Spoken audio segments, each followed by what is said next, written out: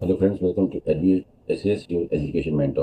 तो फ्रेंड, जो रीनीट का एग्जामिनेशन हुआ है कल 2026 में, देखते हैं कुछ मिनटों में कि क्या इस रीनीट से निकल के आया है, क्या चेंजेस आए हैं, क्या जो स्टूडेंट जानना चाहते हैं कि किस नंबर तक हमारे आ जाए कि हम नीट में क्वालिफाई हो जाए, यानी कि क्वालिफाइंग नंबर क्या आ सकते हैं, क्या मेजर पॉइंट्स रहे हैं इस पेपर के अंदर जो अफेक्ट करेंगे हमारी काउंसलिंग एक्टिविटीज़ के ऊपर, और जो गेम चेंजर रहेंगे, किस नंबर तक हमें सीटें मिल सकती हैं। 15% ऑल इंडिया कोटा की जो काउंसलिंग होती है, जो कि सारी सीटें आती हैं एमबीबीएस की, और क्या रैंक होता तो आ सकता है।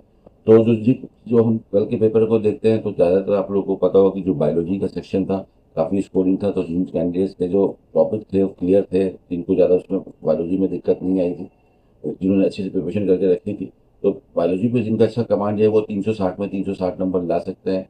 और केमिस्ट्री का पेपर थोड़ा सा मॉडरेट से हाई लेवल पे हम डाल सकते हैं, तो यहाँ पे 160 की टॉप स्कोरिंग बन सकती है। और फिजिक्स में देखते हैं तो बेस्ट जो टॉपर स्कोर जा सकता है 150 तक की संभावना बनती है। तो लगभग 670 से 680 नंबर इस बार का टॉप स्कोर जा सकता है 2026 के अंदर। और जो की पॉइंट्स इस बार जो देखे गए हैं इस पेपर के अंदर, कि जो हमारा जो री नीट का एग्जामिनेशन हुआ है इसमें काफ़ी ज़्यादा कैंडिडेट, लगभग 1.25 लाख से 2 लाख के बीच में कैंडिडेट इस एग्जामिनेशन के अंदर अपेयर्ड नहीं हुआ है। पेपर स्लाइटली, जो फर्स्ट जो 3 मई को पेपर हुआ था उसके मुकाबले थोड़ा सा पेपर टफ था, इसलिए जो हमारे क्वालिफाइंग मार्क्स होते हैं वो कम होने के चांसेस बन सकते हैं। लगभग 140 से 144 नंबर तक यूआर वाला यानी कि ओपन जनरल वाला कैंडिडेट क्वालिफाई कर सकता है। इतने नंबर हैं तो आप काउंसलिंग करने के लिए एलिजिबल है। जो भी आप पोस्ट में काउंसलिंग करना चाहते हैं एमबीबीएस के अंदर, बीडीएस के अंदर, आयुष के कोर्सेज के अंदर, तो इतने क्वालिफाइंग नंबर हैं तो आपके अंदर काफ़ी अच्छी संभावना है, एक्सपेक्टेशन दिखाई दे रही है। और जो कैटेगरी वाले बच्चे हैं वो ओबीसी एससी एसटी वाले, 108 से लेके 112 के बीच में कहीं ना कहीं हमारे क्वालिफाइंग नंबर आने की चांसेस बन सकती हैं। सीटों को जो अगर हम देखते हैं, अगर हम बीपीएस सीटों की बात करते हैं तो पिछले कुछ सालों में काफ़ी अच्छा सीट इंक्रीमेंट देखने को मिला है। इस बार भी गवर्नमेंट ने, एनएमसी ने पहले के क्लियर कर दिया था कि सीटों की कैपिंग हटा दी गई है। काफ़ी इस बार भी काफ़ी अच्छी एक्सपेक्टेशन है कि काफ़ी ज़्यादा सीटें देखने को मिलेंगी। लेकिन प्राइवेट कॉलेज के अंदर सीटें काफ़ी अच्छी अच्छी मात्रा के अंदर बढ़ती है, लेकिन गवर्नमेंट में उस हिसाब से नहीं बढ़ पाती हैं।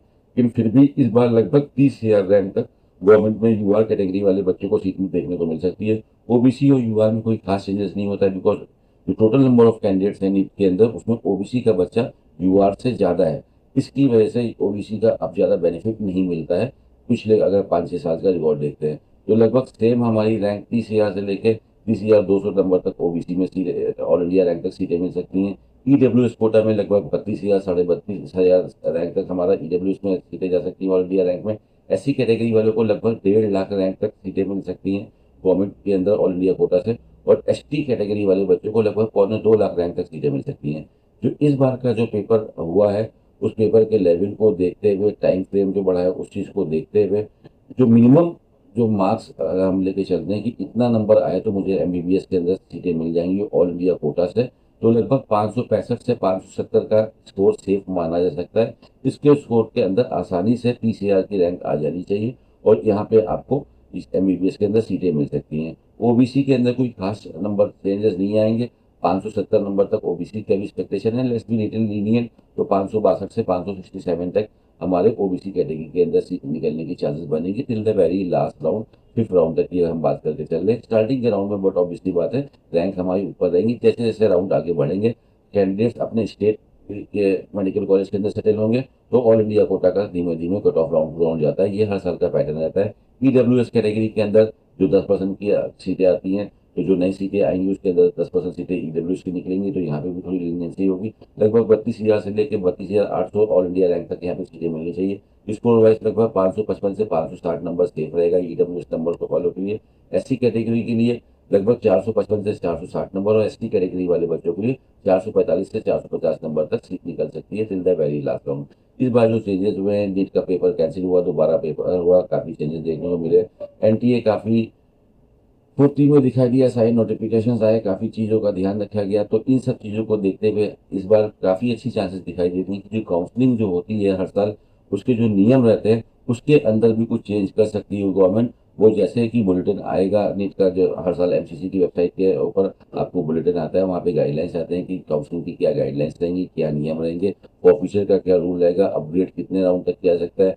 पहले एक राउंड का अपग्रेड था, पिछले 2 साल से अगर हम देखते हैं तो 2 राउंड का अपग्रेड मिल सकता है। यानी कि फर्स्ट राउंड में जो आपने सीट उठाई उसको आप लेके सेकंड राउंड में जाके अपग्रेड कर सकते हो, और सेकंड राउंड में जो आपको सीट मिली उसको ले जाके थर्ड राउंड में भी आप अपग्रेड कर सकते हो। इस बार अपग्रेड का नियम देखना है क्या आ सकता है, फॉरफिचर का नियम क्या आ सकता है, सीट अगर आप स्टेट से ऑल इंडिया कोटा में जाते हैं तो वो सब चीज़ देखने को मिल सकती हैं। तो उसके लिए हमको वेट करना पड़ेगा क्या क्या चीज़ें हैं इसके ऊपर। जो की पॉइंट्स हैं इस बार की पेपर वाज थोड़ा सा ईजी था। 2025 का जो पेपर था उसके हिसाब से अगर हम देखते हैं तो उससे थोड़ा सा हम पेपर को टफ मान सकते हैं, लेकिन जो पहला वाला जो पेपर था हमारा, उसके हिसाब से हम लेके चलते हैं तो कट ऑफ जरूर नीचे आएगी। लगभग हमारा सीटें भी काफ़ी ज़्यादा बढ़ के निकलने वाली है। 1.5 से 2 लाख बच्चा एग्जाम के अंदर भी कम हो गया है हमारा। और 15 मिनट का जो एक्स्ट्रा टाइम मिला है वो भी काफ़ी ज़्यादा इंपॉर्टेंट रखेगा, बिकॉज इसकी अच्छी कैलकुलेशन थी। बायोलॉजी में बच्चों लोगों ने टाइम बचा लिया। फिजिक्स थोड़ा सा ट्रिकी था, लेंदी था, लेकिन वहाँ पे एडिशनल टाइम मिल जाता है तो वहाँ पे भी कुछ बच्चे स्कोर कर सकते हैं। ये हाई रैंकर्स की बात कर रहे हैं जिनकी रैंक 10,000 के नीचे आएगी। लगभग आप मान के चल सकते हो कि 560 नंबर तक क्लोजिंग बन सकती है, लेकिन 600 से ऊपर रैंक तक हमारी एक्सपेक्टेशन है कि 12,000 रैंक या 11,000 रैंक तक 600 नंबर तक क्लोज होना चाहिए। उसके बाद अगर हम नीचे आते हैं तो 560 नंबर तक 30,000 रैंक क्लोज हो जानी चाहिए। तो जो ऊपर का जो बच्चा रहेगा, जो हाई रैंकर्स रहेंगे 5,000 6,000 वाले, उनका स्कोर लगभग अगर आप इस बार लेके चलते हो तो 600 610 620 के बीच में मिल सकता है आपको। यहाँ पे आपको हायर सेगमेंट का स्टूडेंट मिलेगा।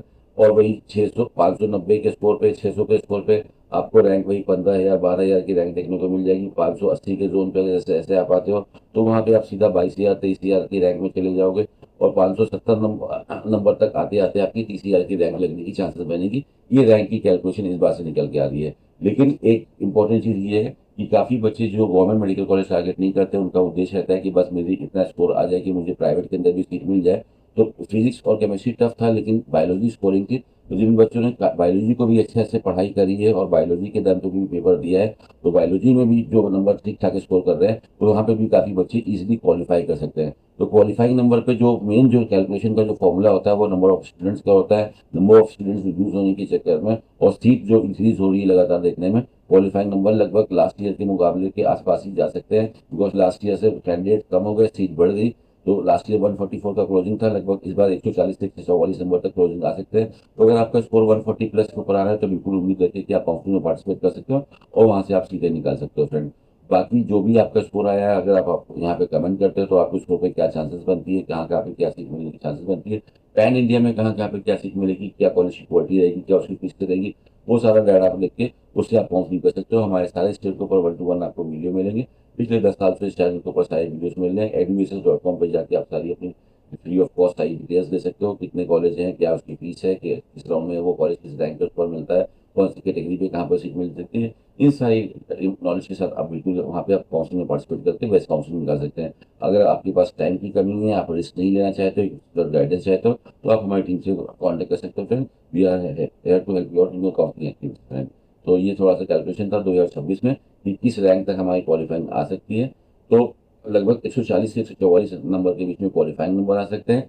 670 से 680 के बीच में टॉप स्कोर हो सकता है। लगभग 565 से 570 के बीच में यूआर कैटेगरी के अंदर सीट मिलने की चांसेस बन सकती है till the very last round in all India quota friend. Thank you so much for watching us. All the very best for your NEET counselling activities.